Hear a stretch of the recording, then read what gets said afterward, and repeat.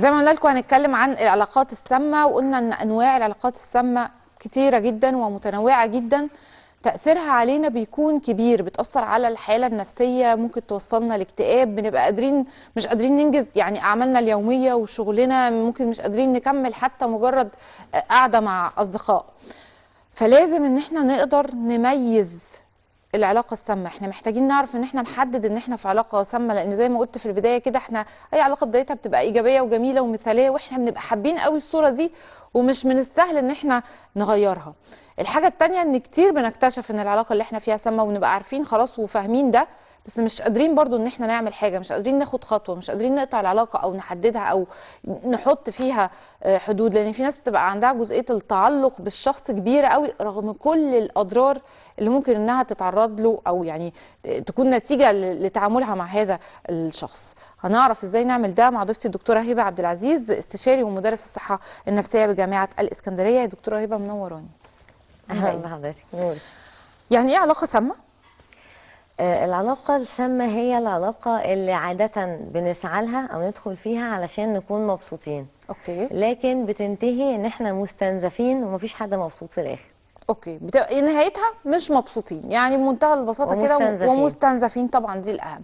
يمكن انا قلت في البدايه كده بعض الامثله، سواء كانت جسديه او لفظيه، ان الشخص اللي اهانه، او حتى لو بيكذب. يعني انت طول الوقت لو انت في علاقه، الشخص اللي قدامك لو كان الزوج، لو كان صديق، ايا كان، طول الوقت مش بيقول الحقيقه، فاكيد دي مش علاقه سويه انها تكون طبعا. مبنيه على عدم الصراحه. وقلت مثال ابسط من ده بكتير، الشخص اللي اوقات يبقى يظهر ويختفي، شويه موجود شويه مش موجود، انت مش حاسه بالامان ان هو طول الوقت موجود. ده حقيقي. حتى لو ما كانش زوج، حتى لو كان ابعد شويه، لو كان صح. صديق. كل ده تاثيره النفسي، لو فكرنا في الحاجات اللي انا قلتها دي كلها، هتلاقي ان تاثيرها علينا بيبقى كبير قوي، رغم ان احنا بنتكلم بتبدو بسيطه، بس تاثيرها على حالتنا النفسيه ورد فعلنا عليها بيبقى كبير. هو زي ما حضرتك قلتي، هو ممكن تكون فعلا علاقة عاطفية أو علاقة زوجية، ممكن تكون في الأسرة بالكامل، ممكن تكون ما بين أصدقاء، وممكن كمان تكون في الشغل. طبعا. الأمثلة اللي قلتيها هايلة فعلا. لو كانت العلاقة دي مع شخص بيكذب طول الوقت، بيتلاعب دي يعني طول الوقت بيعمل حاجات ويعمل ان هو مش قصده، لو كان بيتحكم او بيسيطر، صحيح. لو كان الشخص ده بيرفكشنست، عايز كل حاجه صح او كل حاجه على مزاجه، فمهما عملتي مش بيرضى، لو هو عنده مشاكل مثلا زي الغيره، ده مستحيل يحس بالامان، فطول الوقت هو بيعاقبك على حاجه انت ما عملتيهاش. ايوه. ده اللي يخليه زي ما بتقولي ممكن يختفي فتره ويرجع. المشاكل اللي عنده في التعلق بيبقى عندهم attachment problems، انه مش حاسس ان هو enough، او طول الوقت حاسس ان انت هتمشي، او حاسس ان الاتاتشمنت معاكي مش اكيده. اول ما يلاقيكي هتمشي يبدا بقى يظهر ويتعدل ويوعدك انه هيتغير، وما بيعملش طبعا مينيمم من الوعود دي اللي بتحصل، بس المهم ان انت ما تمشيش. يطمن ان انت موجوده. ممكن على فكره هي مش شرط يكون كل الكلام ده موجود، ممكن يكون بعض الحاجات منه طبعا. مش شرط ان العلاقه تكون سامه بالكامل، ممكن تحصل مواقف زي دي في اي علاقه عاديه. بس لو ده مستمر، لو طول الوقت، لو شخص بطبيعته كده ده شيء مش بيتغير، ده غالبا كده العلاقه سامه، مش مجرد موقف. لان اوقات كتير احنا نغلط في مواقف او نعمل تصرفات ونرجع نقول لا ضغطت عليه، لا، لكن ده على طول كده. صحيح. احنا مش بنتكلم عن موقف، بنتكلم عن شخصيه ده طبعها وطول الوقت ومأثر علينا. خلي بالك في حاله مرضيه كمان ممكن تكون طبعا. في مرض، دي بتبقى بقى خطيره جدا. بيبقوا لو العلاقه في مرض نفسي. لو العلاقه مع شخص نرجسي او شخص سايكوباتي، سايكوباث او انتي سوشيال اللي هو ضد المجتمع، دي بتبقى حاجه كارثيه بقى. يعني هي حاجه مرضيه، وهو شايف نفسه تمام واللي حواليه كلهم اللي بيعانوا، فبيعمل كل مشاكل الشخص السام دي، بس كانها تريتس فيه، يعني مش ممكن ان هي تتغير. كمان لو كان الشخص ده مدمن، بتكون برضو حاجه طبعا صعبه جدا جدا جدا. طبعا. ولو كان الشخص ده شكاك، دي بتكون حاجه مستحيله. طبعا. لو كان برضو حاجه من الحاجات اللي قلتيها، ان هو تفكيره دايما سلبي، مهما عملتي هو مش بيرضى، مهما حاولتي هو مش انف. والمشكله الاكبر انه محسس الطرف اللي معاه ان هو مش كفايه او ان هو اللي غلطان، وده سبب ان الشخص مش ممكن يكون مش بيمشي. انه انا دلوقتي بعمل فيكي كل الكلام ده، بس انا محسساكي ان هي غلطتك او ذنبك، فطول الوقت تيجي تسيبيني تحسي بالذنب. ايوه. او انا انهار بقى واقول لك ان انت كده بتدمريني اكتر. عشان كده محتاجين احنا نتعلم بقى ايه، ان احنا ندرك ان احنا في علاقه سامه، ان احنا نعرف نشاور كده ونقول ايوه اهي المشكله اهي، وانا بتعرض للضغط ده او للمشكله دي. لان زي ما قلنا كده الامثله بتبدو بسيطه قوي، واحنا احيانا بنتضايق. يعني انت ممكن تتضايقي من في حوارك مثلا مع شخص وانت مش قادره تحطي ايدك فين بالظبط المشكله. يعني احنا عشان الامثله بسيطه، بس الحقيقه لا، هي تاثيرها فعلا علينا بيبقى كبير، ولازم نعرف نشوفها ازاي. اولا ممكن لو لقينا نفسنا طول الوقت في وضع دفاع عن النفس، طول الوقت انا مضطره ان انا ادافع عن نفسي لسبب ما، حتى لو انا مش شايفه انا عملت ايه. طول الوقت انا بعتذر، مفيش شعور بالامان خالص. مش ممكن احس بالامان ولا ماديا ولا اقتصاديا ولا نفسيا ولا عقليا. طول الوقت في خطر، حاسه ان انا في خطر. مضطرين ان انا اخبي حاجات مش طبيعي ان انا اخبيها. طول الوقت انا مفيش ثقه فيا، ووصلت ان انا ابقى مش واثقه في نفسي. طول الوقت انا مرتبكه متوتره، حاسه اني مضغوطه، في شعور طول الوقت كده بالغضب. كل ده يشككني ان انا في علاقه مش مريحه.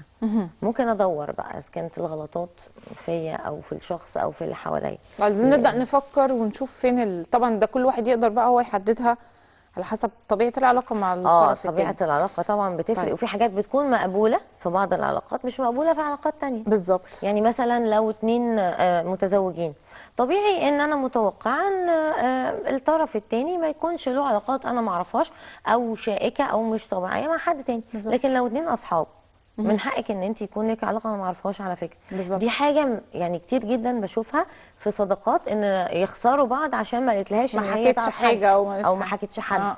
مع اتهام ان ازاي انا ائتمنتك وانت خنتيني وانت ما حكيتليش. مش لازم نحكي كل حاجه.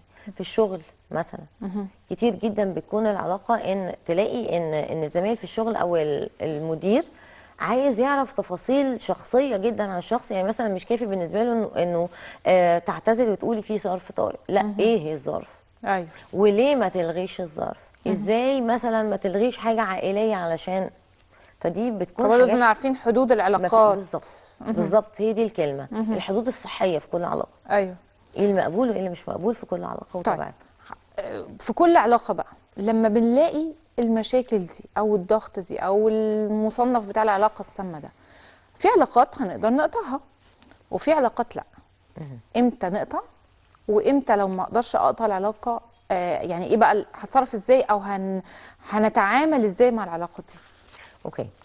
اولا قبل ما نبدا ان احنا ندخل في هقطع ولا مش هقطع، هو طبعا بيبقى قرار الشخص تماما. طبعا احيانا بيكون الشخص خايف يحكي علشان ما يصحش او عيب، بالذات لو حاجه في البيت. دايما تلاقي فيه تابو كده ان ما ينفعش نطلع اسرار البيت، واحنا متفقين ان ما ينفعش نطلع اسرار البيت اكيد. مش هنحكي لاي حد، لكن في ناس مختصه، في استشاريين مختصين بيعملوا علاجات خاصه بالكابلز او بالاسره. على فكره في فاميلي ثيرابي، وفي احيانا بيروحوا صحاب وكل الكلام ده. ففي ناس متخصصه.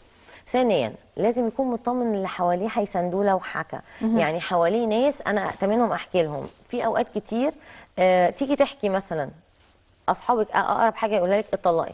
طب هم ما يعرفوش ظروفك، ما يعرفوش تقدري تعملي كده ولا ما تقدريش. لو عملتي كده عندك دخل، مين هيصرف على ولادك؟ ممكن يكون الطرف الثاني ده بيهددك. خلي بالك طبعا مش دايما بيكون الوضع علاقه زوجيه، بس ده كمثال يعني جاست كمثال. مين اللي هيصرف؟ هيعمل ايه؟ هياخد الولاد؟ هيهدد بايه؟ اوقات العكس تماما بقى. تحكي يقوموا قايلين لك بتشتكي ليه؟ ما كل الناس عايشه وساكته. يعني هو ده انا عندي وعندي انا التجويد بقى اللي هو لا نعلي على اكتر. أيوه. او ما كل الناس كده. هي كل الناس متعرضه لمشاكل، بس في ناس تقدر تتحمل وناس لا. صح. فقبل ما حد ياخد في مشاكل قرار غير مشاكل طبعا، وقبل ما حد ياخد قرار لازم يكون عارف الانسب له، حاسس ان هو مش هيتلام ومتاكد من ده. بعد كده بقى بيكون اسهل الخروج من العلاقه لو انت في ناس بتساندك، لو انت مش لوحدك، لو انت من بدايه الشك كده بداتي تفصلي الشخص ده عن كل احتياجات، ما يبقاش موجود في كل احتياجاتك. تخيلي الشخص ده موجود في البيت، في الشغل، مع صحابك، في الجزء الفن بتاعك، مع معارفك.